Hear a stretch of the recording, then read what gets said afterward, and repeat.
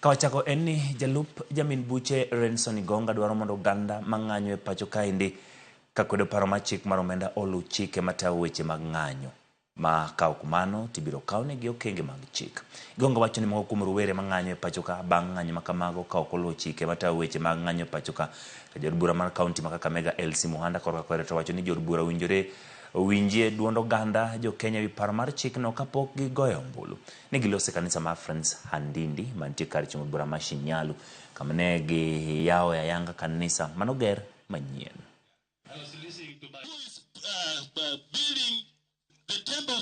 Usianze kusema DPP, hebu saidia hapa kama mtoto wako anavunja sheria. Jaribu tuwahimize watoto wetu wasivunje sheria. Because wakivunja sheria, sheria haina msamaha. Tutaifuata mpaka mwisho.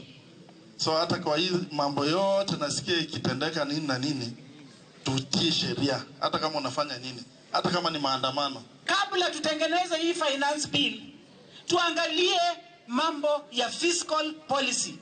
Tuangalie ile policy yenye itasaidia hata mwananchi. Unaweza kujenga darasa na kama mtu ana njaa, sisi lazima tuangalie mwananchi. Shikali kario. Saa hii mkiona watoto wetu wametoka Wiranganga Gen Z, hiyo inaonyesha tuko na shida. Sisi tuko na shida hapa Kenya. Watoto wanalia. Watoto hawana kazi. Si ndio? Wazazi wote wamezaa watoto na hawana kazi.